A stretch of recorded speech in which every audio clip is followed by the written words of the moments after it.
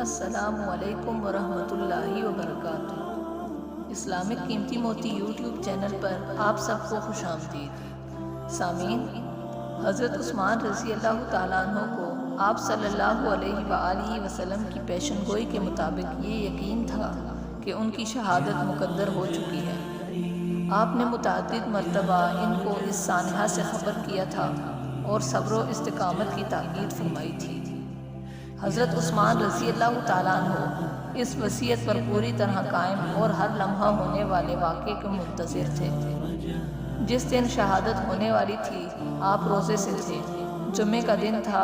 خواب میں دیکھا کہ آپ صلی اللہ علیہ وآلہ وسلم اور حضرت ابو بکر رضی اللہ تعالیٰ عنہ اور حضرت عمر رضی اللہ تعالیٰ عنہ تشریف فرما ہیں اور ان سے کہہ رہے ہیں کہ عثمان جلدی کرو، تمہارے افطار کے منتظر ہیں۔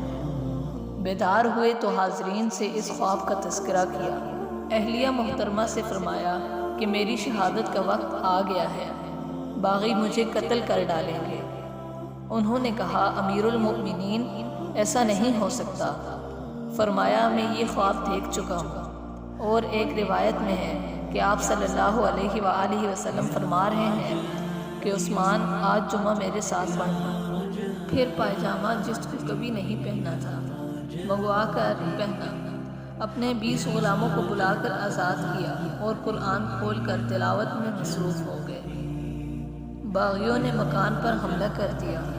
حضرت امام حسن رضی اللہ تعالیٰ عنہ جو دروازے پر متعین تھے، مدافعت میں زخمی ہوئے۔ 4 باغی دیوار پھاند کر چھت پر چڑھ گئے۔ آگے آگے حضرت ابو بکر رضی اللہ تعالیٰ عنہ کے چھوٹے صاحبزادے محمد بن ابی بکر تھے، جو حضرت علی رضی اللہ تعالیٰ عنہ کی آغوش تربیت میں پلے تھے۔ یہ کسی بڑے عہدے کے طلبگار تھے جس کے نہ ملنے سے حضرت عثمان رضی اللہ تعالیٰ عنہ کے دشمن بن گئے تھے۔ انہوں نے آگے بڑھ کر حضرت عثمان رضی اللہ تعالیٰ عنہ کی ریش مبارک پکڑ لی اور زور سے کھینچی۔ حضرت عثمان رضی اللہ تعالیٰ عنہ نے فرمایا، بھتیجے، اگر تمہارے باپ زندہ ہوتے تو ان کو یہ پسند نہ آتا۔ یہ سن کر محمد بن ابی بکر شرما کر پیچھے ہٹ گئے، اور ایک دوسرے شخص کنانہ بن بشر نے آگے بڑھ کر پیشانی مبارک پر لوہے کی لاٹ اس زور سے ماری کہ پہلو کے بل گر پڑے۔ اس وقت بھی زبان سے بسم اللہ توکلت علی اللہ نکلا۔ سودان ابن حمران مرادی نے دوسری جانب ضرب لگائی، جس سے خون کا فوارہ جاری ہو گیا۔ ایک اور سنگ دل عمرو بن الحمق سینے پر چڑھ بیٹھا اور جسم کے مختلف حصوں پر پے در پے نیزوں کے 9 زخم لگائے۔ کسی شکی نے بڑھ کر تلوار کا وار کیا۔ وفادار بیوی حضرت نائلہ نے، جو پاس ہی بیٹھی تھی، ہاتھ پر روکا، 3 انگلیاں کٹ کر الگ ہو گئیں۔ وار نے ذو النورین رضی اللہ تعالیٰ عنہ کی شمع حیات بجھا دی۔ اس بے کسی کی موت پر عالم امکان نے ماتم کیا۔ کائنات ارضی و سماوی نے خون نحق پر آنسو بہائے۔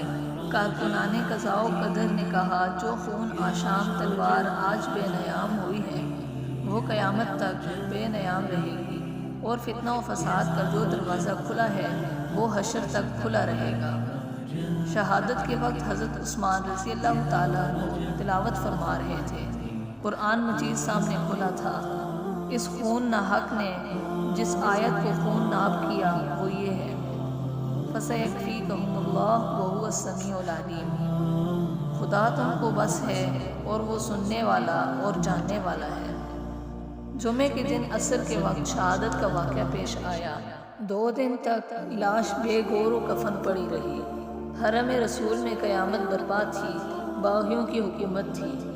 ان کے خوف سے کسی کو اعلانیہ دفن کرنے کی ہمت نہ ہوئی تھی۔ سنیچر کا دن گزر کر رات کو چند آدمیوں نے ہتھیلی پر جان رکھ کر تجہیز و تکفین کی ہمت کی، اور غسل دیے بغیر اسی طرح خون آلود پیراہن میں شہید مظلوم کا جنازہ اٹھایا، اور کل 17 افراد نے کابل سے مراکش تک کے فرما رواں کے جنازے کی نماز پڑھی۔ مسند ابن حنبل میں ہے کہ حضرت زبیر رضی اللہ تعالیٰ عنہ نے، اور ابن سعد میں ہے کہ حضرت جبیر بن مطعم رضی اللہ تعالیٰ عنہ نے نماز جنازہ پڑھائی، اور جنت البقیع کے پیچھے حشر کوکب میں اس حلیم و بربادی کے مجسمے اور بے کسی و مظلومی کے پیکر کو سپرد خاک کیا۔ بعد میں اس دیوار کو توڑ کر جنت البقیع میں داخل کر دیا گیا۔ آج بھی جنت البقیع کے سب سے آخر میں مزار مبارک موجود ہے۔